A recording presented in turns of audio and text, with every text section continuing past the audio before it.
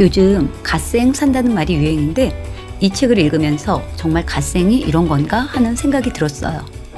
저자 웬디 스즈키는 뉴욕대학교 신경과학 교수인데 운동과 뇌 가소성의 관계를 다룬 테드 강연이 600만 이상의 조회수를 기록하며 대중의 관심을 모은 핫피플인데요. 일본계 미국인 3세인 저자는 열심히 공부해서 가족이 자랑스러워할 만한 직업을 갖기로 맘먹고 제법 어린 나이에 과학자가 되기로 결심하는데 결심한 순간부터 우물쭈물하지 않고 과학만을 위한 외길을 고수합니다. 학창시절에 돼지를 해부하면서도 역한 냄새 따위는 신경도 쓰지 않고 더 많이 배우고자 온 감각을 동원해서 집중하고 남자친구 대신 방정식의 우아함과 사랑에 빠지는 길을 선택했다네요. 세월이 흘러 자신이 과학이란 사고방식에 매몰돼서 뇌의 다른 측면을 놓치고 있다고 생각한 저자는 자신의 삶을 새롭게 다듬어 나가기 시작합니다. 풍요로운 이성과 감성, 두 마리 토끼를 컨트롤하면서 자기 삶을 조각하듯 멋지게 살아가는 모습을 보면서 저는 신선한 자극을 받았는데 자극도 이렇게 좋은 자극이 없어요. 저자가 뇌를 활용하며 난관을 극복하고 새로운 관계를 헤쳐나가는 방법을 보면서 저도 그렇게 할 수 있을 거란 희망을 품었거든요. 지금까지와는 다른 완전히 새로운 뇌를 가지게 된 것 같아 저 지금 신났어요. 그 멋지고 신나는 경험 공유하고자 낭독을 준비했으니까 잘 들어주세요. 프롤로그. 나는 여성 과학자들의 롤모델이었으며 동료들에게는 존경의 대상이었다. 다수의 논문을 발표하여 뛰어난 경력과 흠잡을 데 없는 실적을 쌓았다. 이런 상황에서 잘못될 일이 있었겠는가? 글쎄, 솔직히 내 삶은 굉장히 우울했다. 더 정확히 말하면 내 삶은 오직 일뿐이었기 때문에 그 외에 공유할 만한 것이 없었다. 나는 조금씩 둔해지고 있었다. 정상 체중보다 9kg이 더 나갔다. 비참한 심정이었고 삶의 방향을 완전히 잃어버렸다. 과학 분야에 종사하면서 경력을 쌓는 데는 탁월했지만 일상생활은 엉망이었다. 어느 날 나는 아주 놀라운 깨달음의 순간을 맞이했고 정말 중요한 것들을 전혀 모르고 있다는 생각을 했다. 과학 외의 모든 것을 놓치고 있었음을 깨달은 나는 과학자로서 어떤 선택을 했을까? 나는 나를 대상으로 실험을 하기로 결심했고 그 후 내 삶은 완전히 달라졌다. 행복에는 자기 수용이란 특정 방식이 필요하다.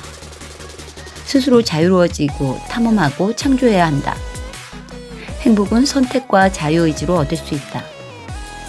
그러니 누군가가 행복을 보내주기를 기다리지 말고 적극적으로 나서서 행복을 요구해야 한다.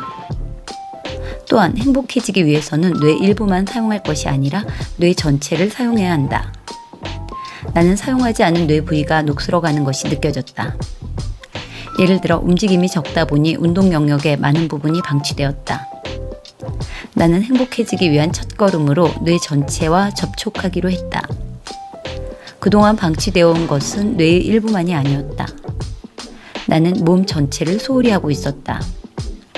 황폐해진 뇌 일부를 자극하는 것보다 몸 전체를 작동시키는 것이 더 시급했다.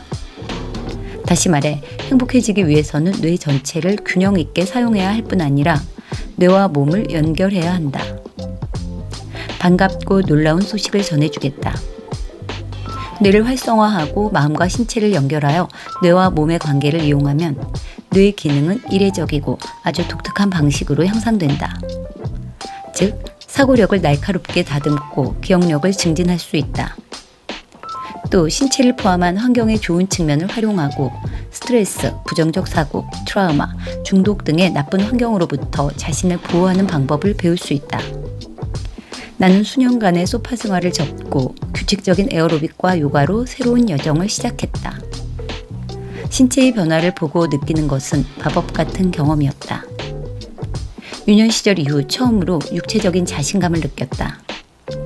이전보다 강해진 느낌이었고 약간은 섹시하게 느껴지기도 했으며 운동을 할수록 더 환상적인 기분이 들었다. 내 몸은 늘 새로운 것을 배우고 있었고 뇌도 그것을 좋아했다. 기분뿐 아니라 기억력과 집중력도 좋아졌다. 삶을 더 즐기기 시작하면서 스트레스는 줄고 창의성은 늘었다. 게다가 운동에 대한 열정을 과학자로서의 삶에 적용하여 그전까지 한 번도 생각해 본 적 없던 질문과 주제를 탐구할 수 있었다. 가장 큰 기적은 새롭게 얻은 자신감과 건강, 끝내주는 기분이 지루하고 통제적이며 악착 같던 과학자로서의 인격을 서서히 벗겨내기 시작했다는 점일 것이다. 모든 신체 활동이 내 뇌를 더 나은 방향으로 변화시키고 있었다.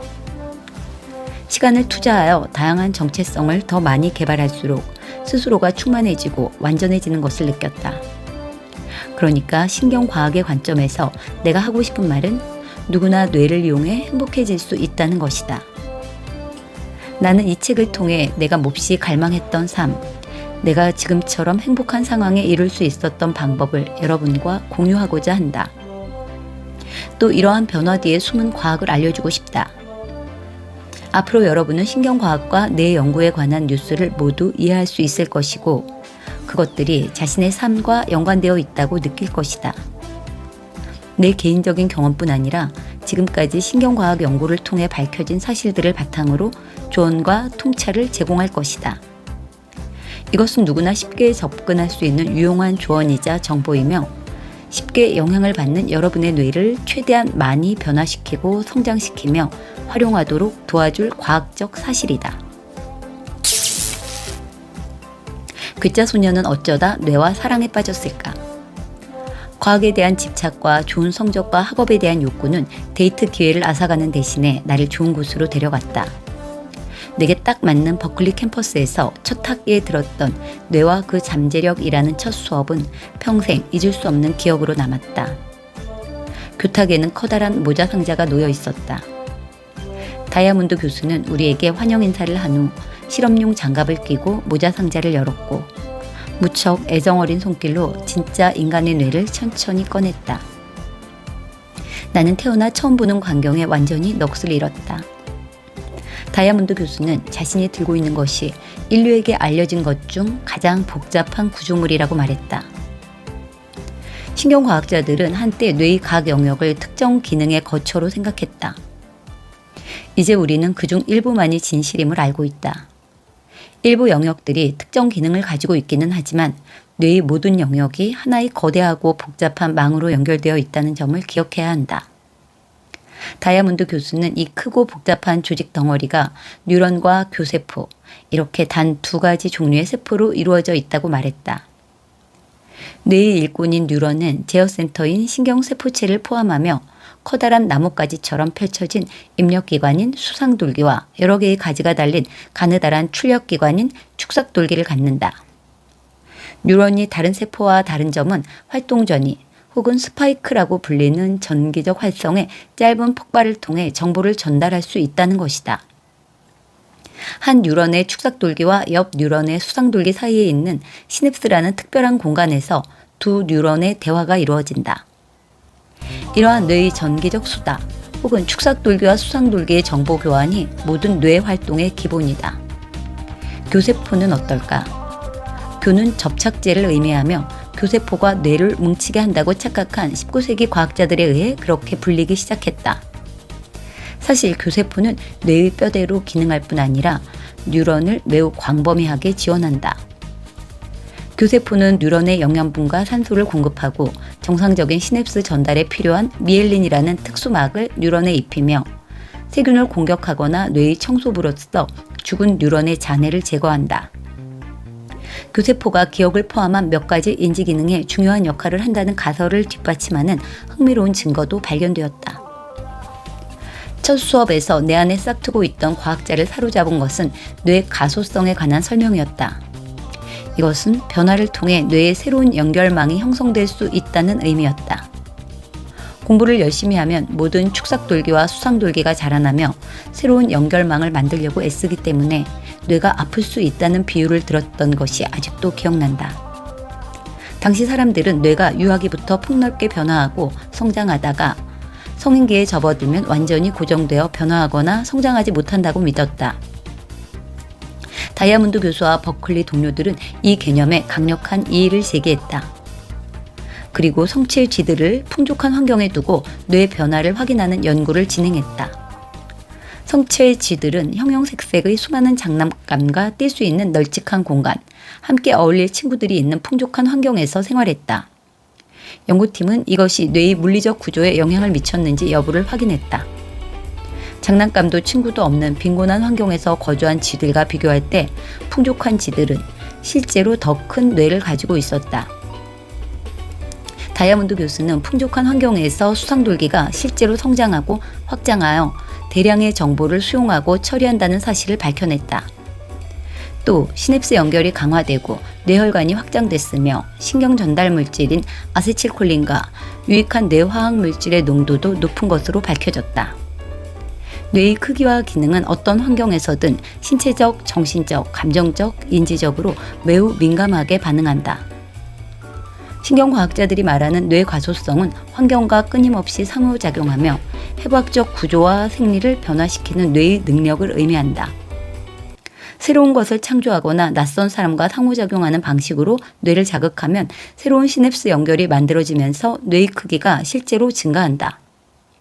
반면 새로운 자극을 박탈하거나 매일 지루한 일상을 반복하면 시냅스 연결이 약화되고 뇌의 크기는 감소할 것이다. 뇌는 세상과 상호작용하는 방식에 끊임없이 반응한다. 첫날 첫 수업의 주제였던 뇌와 그 잠재력은 내 인생을 송두리째 바꿔놓았다. 그날 나는 진짜 하고 싶은 일을 찾았다. 뇌라는 조직을 연구하여 인간의 존재를 이해하는 데 도움이 될 만한 비밀들을 발견하고 싶었다. 새로운 자극이 잠든 뇌를 깨운다. 두뇌를 신체와 영혼에 다시 연결하기. 살다 보면 종종 습관이나 일상을 바꿔 건강해지기로 결심하게 되는 결정적 순간이 찾아온다. 내가 건강한 몸에 대한 깨달음을 얻은 것은 남아메리카에서 급류 래프팅을 즐기고 있을 때였다. 나는 단조로운 연구에서 벗어나 작은 모험을 찾아보고자 여행을 떠났고 래프팅 첫날 나의 건강에 관해 반박할 수 없는 크고 명확한 경종을 들었다. 나는 16살짜리 소녀보다 허약했을 뿐 아니라 65세 이상의 어르신들에게도 힘에서 한참 밀렸다. 내 상체 근력이 얼마나 형편없는지 깨달았다. 부끄러웠다. 몸도 제대로 가누지 못했기 때문이다. 그날 밤 결심했다. 뉴욕으로 돌아가면 곧장 탄탄하고 건강한 몸을 만들기로. 그리고 뉴욕으로 돌아온 5일 후 트레이너와 첫 번째 강습을 시작했다. 효과가 빠르게 나타났다. 몸매가 좋아지고 근력 운동의 강도와 횟수가 매번 증가했다. 정기적으로 운동하면서 자신을 강하게 밀어붙이면 근육량은 증가할 수밖에 없다. 심장 강화 운동인 카디오, 근력 운동, 스텝 에어로빅. 나는 그 모든 것을 시도해 보았다.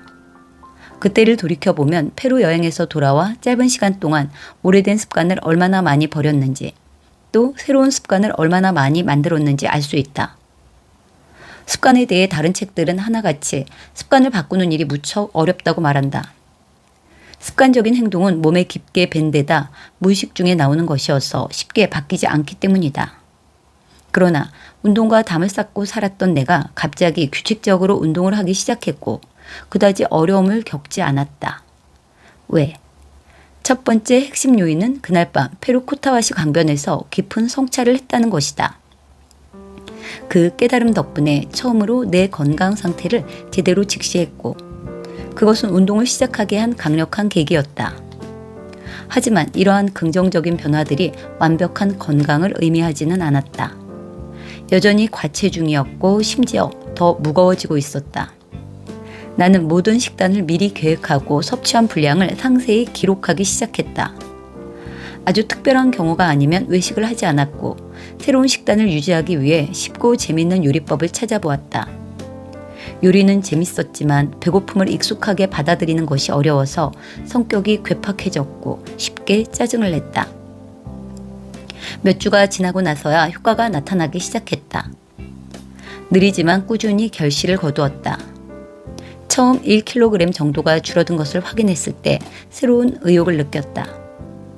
그때서야 그토록 싫어했던 배고픔이 사실은 좋은 것이고 서서히 변화를 만든다는 사실을 깨달았다. 과식하지 않고도 포만감을 느낄 수 있는 수준에 도달하려면 몇 년이 걸린다. 나는 매일 먹던 음식의 구성을 점차적으로 바꾸기 시작했고 이 과정에도 시간과 의지가 필요하다는 것을 알게 되었다. 나는 요리에 창의력을 발휘했고 건강한 저탄수화물 요리와 영양가 높은 요리에 관심을 갖기 시작했다. 그래서인지 건강하지 않았던 과거의 테이크아웃 음식은 생각나지도 않았다.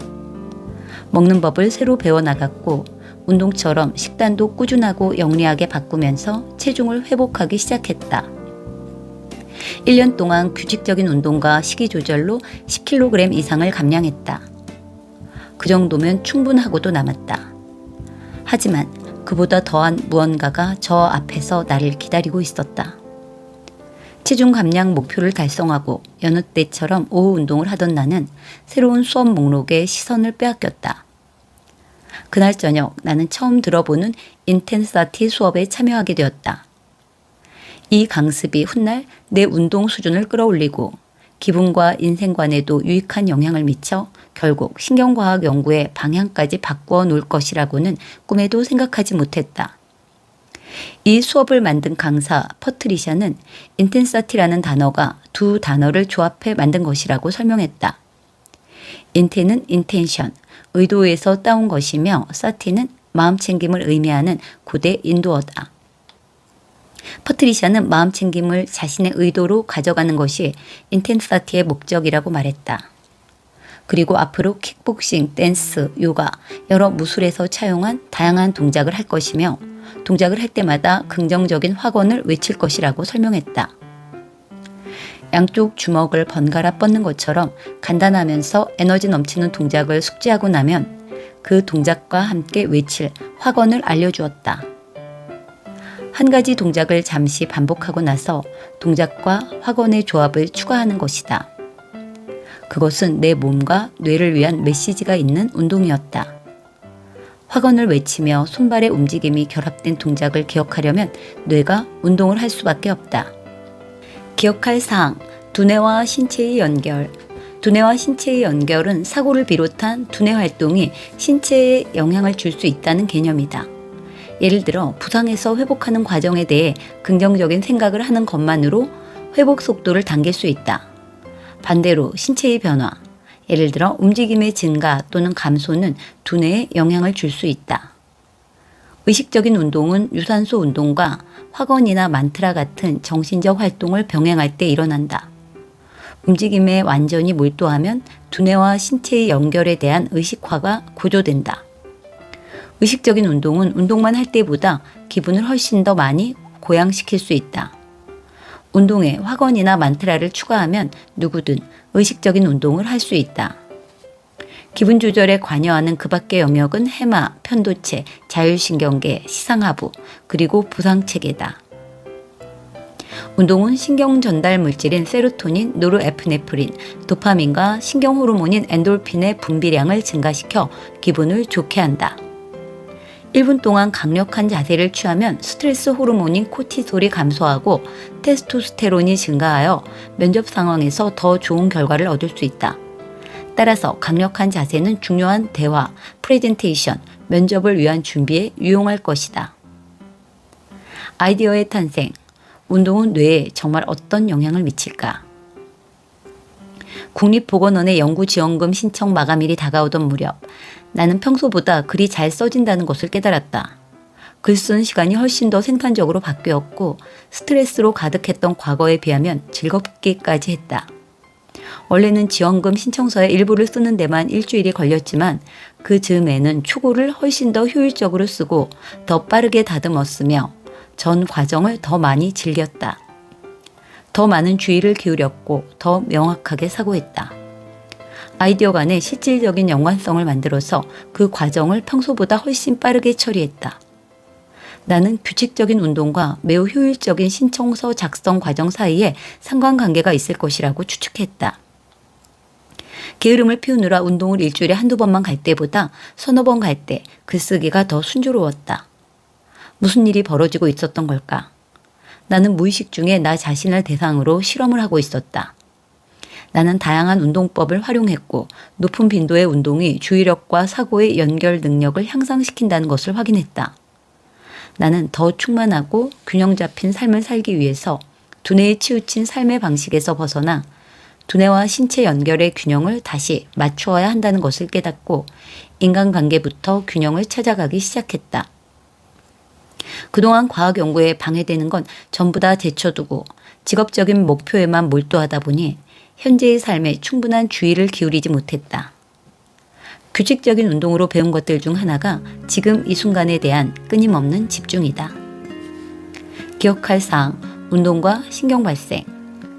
운동은 풍족한 환경에서 나타나는 피질 크기의 증가, BDNF와 같은 뇌 성장 인자와 아세틸콜린과 같은 신경 전달 물질의 분비량 증가, 그리고 뇌 혈관 성장 촉진 등 대체로 긍정적인 변화를 야기한다. 운동과 풍족한 환경 모두 해마에서 새로운 뇌세포의 탄생을 촉진한다. 운동에 의한 BDNF 분비량의 증가는 새로운 뇌세포들의 성장과 발달을 돕는다. 운동은 해마의 부피와 크기, 해마 뉴런에 있는 수상돌기 가시의 수를 증가시키고 해마 뉴런의 생리학적 특성을 강화한다. 스트레스를 최소화하는 과학적 습관. 스트레스가 나쁜 것만은 아니다. 연구에 따르면 적당 수준의 스트레스는 면역계와 심혈관계를 강화하고 상처를 빠르게 회복시켜 건강에 유익할 수 있다. 그러나 과도한 스트레스, 특히 기약 없이 장기간 지속되는 스트레스는 건강에 해로울 수 있다. 해마는 스트레스에 유난히 취약하다. 심리적 스트레스의 나쁜 점들 중 하나는 아직 일어나지 않은 일에 대한 걱정으로 나타나기 때문에 무엇이든 심리적 스트레스가 될 수 있다는 것이다. 회복력. 대규모 연구에 따르면 높은 수준의 스트레스에 장기간 노출되는 것은 더 높은 수준의 기분장애, 불안장애, 중독장애와 관련이 있다. 그렇다면 끔찍한 환경에서 상대적으로 무사히 생존하는 등 인간의 회복력을 보여주는 훌륭한 사례들은 어떻게 된 것일까? 회복력이 좋은 사람들의 전략 및 생체 반응이 밝혀지면서 특정 전략과 반응이 스트레스의 끔찍한 영향으로부터 사람들을 보호하는 것으로 나타났다. 그 반응들은 다음과 같다. 유년기나 청소년기에 예측 불가능한 만성 스트레스에 노출된 경험은 그 후의 삶에서 스트레스를 완화하는 데 도움을 준다. 이러한 현상을 스트레스 면역이라고 부르며 스트레스 노출 경험에 결정적 시기가 있음을 시사한다. 따라서 유년기에 적정한 수준의 스트레스에 노출되면 성인기에 강한 회복력이 발달할 수 있다. 회복력에 관한 신경생물학은 매우 흥미로운 시기를 맞이했으며 동물 연구는 심신을 약화시키는 스트레스로부터 사람들을 치료 및 보호할 수 있는 흥미로운 방향을 새롭게 제시하고 있다. 운동은 스트레스로부터 사람들을 어떻게 보호할까? 어미와 격리된 새끼 쥐들에게 자발적인 운동을 유도하면 기억 장애가 사라지고 우울 행동이 감소하며 해마의 신경 발생이 회복되는 것을 확인할 수 있다. 운동이 스트레스의 해로운 영향을 완화하는 정확한 이유는 무엇일까? 이론에 따르면 신경 발생의 감소는 주요 우울장애 환자에게 나타나는 우울함의 주요 원인이다. 이것은 신경 발생 자극 능력이 항우울제 효과의 중요한 열쇠라는 것을 의미한다. 운동은 해마의 신경 발생을 자극하고 해마의 신경 발생은 일반적으로 기분 조절에 중요하다. 이것은 기분을 좋게 하는 운동의 효과에 대해 또 다른 시각을 제공한다. 운동은 세로토닌, 노르아드레날린, 도파민, 엔돌핀 분비량을 증가시킬 뿐 아니라 성인의 신경 발생을 자극해서 기분을 좋게 한다. 최근 들어 세로토닌이 해마에서 신경 발생을 촉진한다는 사실이 밝혀졌는데 이것은 우리가 운동만으로 스트레스 완화와 인지기능 향상이라는 일거양득의 효과를 얻을 수 있음을 의미한다. 그리고 이 두 가지 효과는 성인 해마에서 신경 발생이란 동일한 메커니즘을 통해 나타나는 것으로 보인다. 이러한 지식들을 알게 되면서 운동에 대한 내 시각이 바뀌었다. 그동안 운동은 시간이 허락하는 범위 안에서 기본적인 삶을 영위하기 위해 해야 하는 것일 뿐이었다. 그러나 이제 운동은 내게 스마트폰만큼 중요한 삶의 수단이다. 나는 더 똑똑해지고 필요한 곳에 더 많은 주의를 기울이고 일상의 스트레스를 줄이기 위해 운동을 스마트폰처럼 이용한다. 나는 심한 스트레스를 받으면 시간을 내어 운동을 한다. 중요한 강연이나 프레젠테이션을 앞두고 있을 때는 기분이 좋은지 제대로 쉬고 운동을 했는지 확인한다. 나는 운동을 삶의 질을 향상시키는 수단으로 사용하며 이 운동 메커니즘의 신경생물학에 대해 더 많이 알아가면서 운동법을 더 정교하게 다듬고 있다.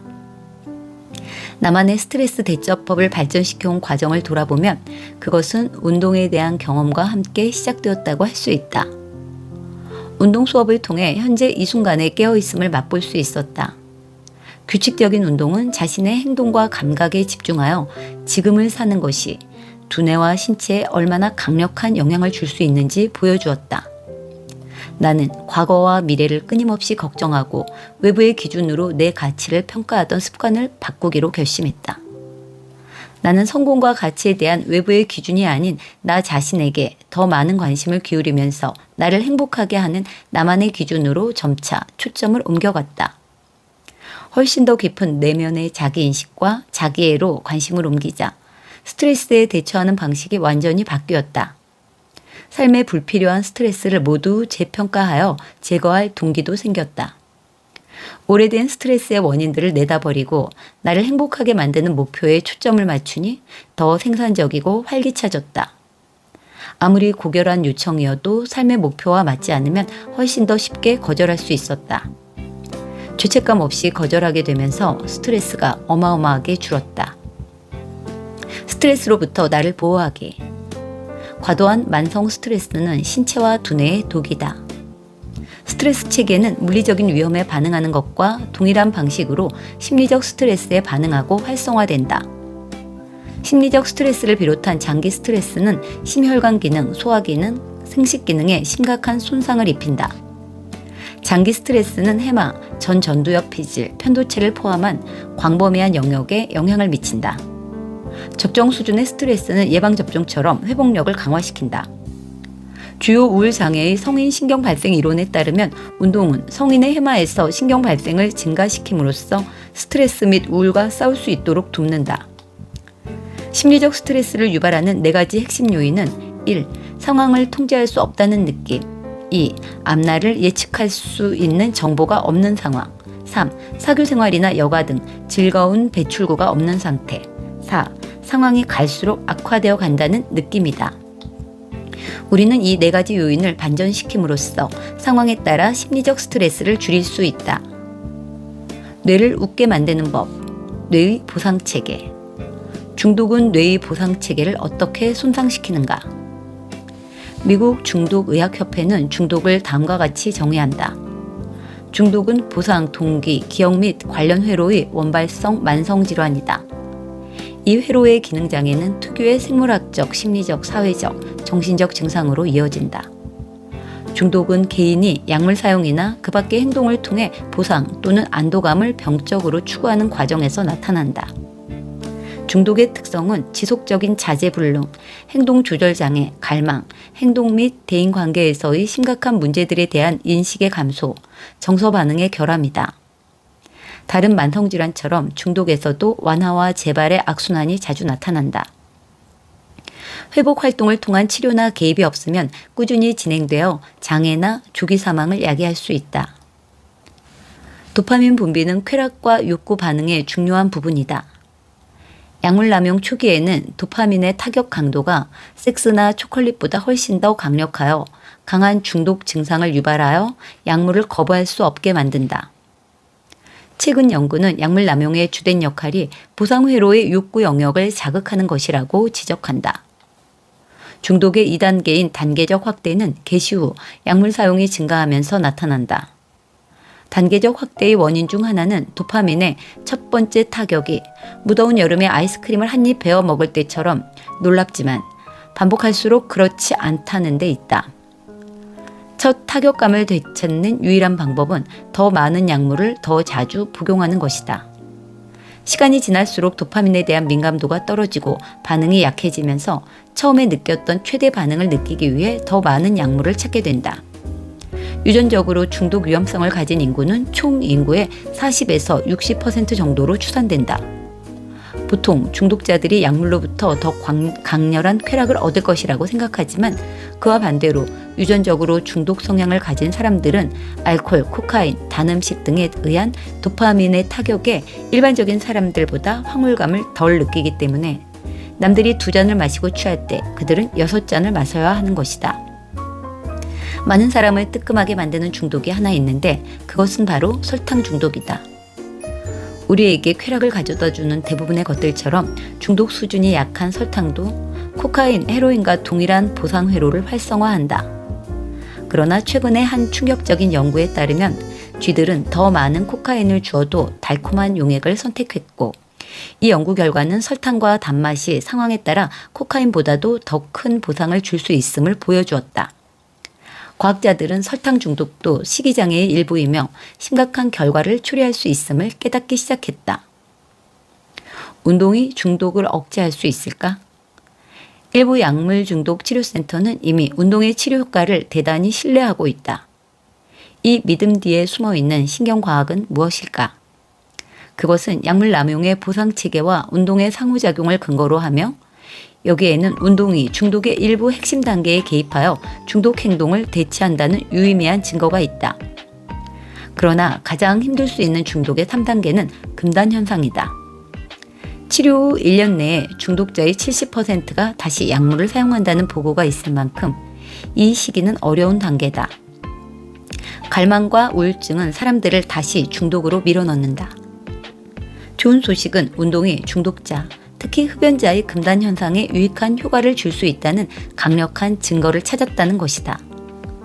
운동은 흡연에 대한 갈망, 금단 현상, 그리고 부정적인 효과를 줄이는 것으로 나타났다. 이 수준까지 연구된 중독 약물은 아직까지는 니코틴뿐이지만, 운동의 고유한 특성을 살펴보면 운동이 훨씬 더 광범위한 약물들에 의한 금단 현상에 긍정적인 영향을 준다는 것을 알 수 있다. 특히 운동이 우울증과 스트레스 증상을 감소시킬 수 있다는 사실은 이미 수많은 데이터에 의해 밝혀졌다. 운동을 한다고 해서 도파민 분비가 약물만큼 폭발적으로 증가하지는 않지만 약물 섭취와 경쟁하기에는 충분한 것으로 보인다. 스트레스도 회복 중인 중독자들을 다시 약물 중독으로 돌아가게 하는 주요 촉발제이지만, 운동은 다양한 방식으로 스트레스를 완화하며 스트레스가 줄어들면 우울증도 줄어든다. 그러므로 운동이 중독 현상에 유용한 것은 분명하다. 전반적인 신경과학 데이터에 따르면 운동이 약물과 동일한 방식으로 여러 경로를 사용하면서 보상 중추를 활성화하기 때문이다. 중독을 억제하는 운동의 효과. 약물 사용이 지속되면 보상 회로에 장기적으로 보상 체계가 과활성화되어 중독이 유발된다. 운동은 중독성 있는 약물과 동일한 보상 회로를 활성화하므로 약물 사용을 개시할 기회를 줄일 수 있고, 이미 시작되었더라도 약물 사용의 단계적 확대를 억제할 수 있으며, 경우에 따라 갈망을 억제하고 스트레스 수준을 낮추어 재발 가능성도 줄일 수 있다. 보상 회로 활성화하는 법. 사교 활동과 친구 관계가 늘어나면서 실험실 밖의 삶은 내게 일상적인 즐거움이 되었다. 새로운 사회생활을 경험하는 매 순간을 사랑했지만 그 중에서도 세상에 무언가를 베푸는 활동이 굉장히 즐거웠다. 나는 2009년 여름부터 1년 동안 뉴욕대학교 학생, 교수진, 교직원들을 대상으로 매주 무료 운동 강습을 진행했다. 외부인도 누구나 참여할 수 있었다. 처음에는 운동이 뇌를 바꿀 수 있을까 수업을 연습하는데 아주 유용했다. 그러나 강습이 너무 재밌어서 그만둘 수가 없었다. 그들이 감사해하는 모습을 보는 것만으로 마음이 따뜻해졌다. 뭔가를 베풀 때마다 느껴지는 따뜻함과 포근함에 관여하는 영역을 설명하는 연구 결과들도 있다. 나는 지역사회에 뭔가를 베풀며 행복감을 느낄 때 뇌에서 무슨 일이 일어나는지 들여다봐야 했다. 걷기만 해도 아인슈타인이 될 수 있다. 번뜩이는 통찰력과 확산적 사고. 20년 전이었다면 나는 나 자신을 결코 창의적인 사람으로 생각하지 않았을 것이다. 그러나 지난 몇 년간 이러한 생각이 완전히 바뀌었다. 이제 나는 나 자신을 창의적이라고 생각할 뿐 아니라 모든 사람에게 창의성이 잠재되어 있다고 믿는다. 이 책은 여러 가지 면에서 나만의 창의성 프로세스를 찾아가는 여정에 대한 서사이다. 지난 몇 년간 나는 온갖 낯선 분야에 뛰어들었고 창의적 사고에 관한 모든 것을 밝히고 이해하는 데 방해가 되는 장벽들을 허물었다. 창의성과 과학은 이제 나와 때려야 뗄 수 없는 사이가 되었다. 창의성에 대한 느낌도 이전과 다르다. 나는 삶과 그것의 가능성이 열려 있을 때 가장 창의적이며 이전보다 아이디어들을 더 쉽게 연결하고 더 자발적으로 사고하며 남들의 생각을 의식하지 않는다. 어떻게 하면 새로운 습관을 성공적으로 만들 수 있을까? 새로운 것을 배우는 일은 늘 어렵다. 나는 언젠가부터 규칙적으로 운동을 하기 시작했지만 그러한 변화를 만들기까지 엄청난 정신적, 정서적, 신체적 에너지가 필요했다. 그렇다. 나는 페루에서 모험을 즐기려다 부족한 체력을 제대로 직면했고 적나라하게 찍힌 살찐 내 모습을 마주했다. 그러나 운동을 지속할 수 있었던 궁극적인 동기는 욕구와 긍정적 결과물의 결합에서 비롯되었다. 나는 강인함을 느끼고 싶었고 체중을 줄이고 싶었고 더 사교적인 사람이 되고 싶었고 꾸준한 운동으로 그 결과물들을 확인할 수 있었다. 이러한 긍정적 강화가 고비를 넘길 수 있게 도와주었다.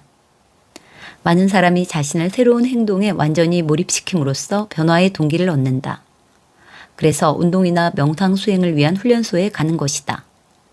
몰입은 집중과 규칙성을 강요한다. 비용을 지불하고 괜찮은 명상 수행 프로그램에 참가해 매일 몇 시간씩 명상을 하는 것도 도움이 되겠지만 외부의 도움을 받을 수 없다면 어떻게 해야 할까? 한 가지 유용한 전략은 작은 단위로 시작하는 것이다. 하루 20분은 무언가에 전념하기에 너무 긴 시간이라서 초보자라면 바로 포기할 수도 있다. 그 대신 하루에 30초 동안만 긍정적인 목표 한 가지를 되새기며 명상을 시작해보자. 스탠퍼드 대학교의 사회심리학자이자 깨알 습관이라는 프로그램의 창시자인 BJ 포그라였다면 깨알 같은 새로운 습관을 이미 일상적으로 하고 있는 일과 짝지어 보라고 조언했을 것이다. 예를 들어 아침 양치질과 목표 암송을 짝짓는 것이다. 양치질이 끝나면 욕실에 그대로 서서 눈을 감고 목표를 말해보자. 일단 이런 것들에 익숙해지고 나면 만트라를 말하거나 호흡 명상을 하는 방식으로 확장할 수 있다. 집중 명상과 초월 명상. 명상의 종류는 매우 다양하지만 일반적으로 두 개의 카테고리로 분류할 수 있다. 첫 번째 카테고리는 집중 명상이다. 이름에서 알 수 있듯이 이 명상은 특정 대상에 주의를 두고 그 상태를 유지하는 행위에 초점을 맞춘다. 이것은 아주 흔한 유형의 명상으로 요가 수업에서 방황하는 생각들을 밀어내고 호흡에 집중하도록 가르칠 때 자주 사용된다. 두 번째는 난이도가 더 높은 초월 명상이다. 초월 명상은 먼저 집중 명상으로 마음을 진정시키고 난 후에 주의를 호흡에서 특정한 상태, 예컨대 자해와 연민의 상태로 옮겨간다. 자해 명상을 시작하려면 먼저 현재 사랑하는 혹은 과거에 사랑했던 누군가를 마음속에 떠올린다. 성인을 대상으로 해도 괜찮지만 아기를 떠올릴 때 특히 효과가 좋다. 먼저 아기에 대한 기쁨의 감정과 아무런 거리낌이 없는 사랑의 감각을 음미한다. 만약 아기나 사랑했던 사람도 소용이 없다면 강아지나 고양이처럼 동물을 떠올려도 좋다. 내면에서 자애와 연민이 흘러넘치는 것이 느껴지면 그 감정을 다른 대상으로 옮겨보자. 일단 가까운 친구나 가족처럼 쉬운 대상부터 시작하면 된다. 그러고 나서 자해의 감정이 비행기 옆좌석에 앉은 사람이나 음식을 가져다 주는 웨이터처럼 낯선 사람을 향하도록 연습해보자. 이제 정말 어려운 단계다. 자해의 감정이 대하기 껄끄럽거나 미워하는 누군가를 향하도록 해보자.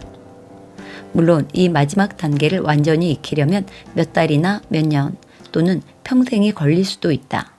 그래도 괜찮다. 자해 명상에 다음과 같은 만트라가 함께한다.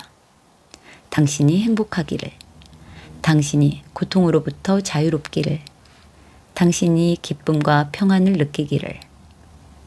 자해 명상을 하는 동안 주의가 가닿는 모두에게 이런 말을 해주면 된다. 당신의 여정에 행운이 따르기를.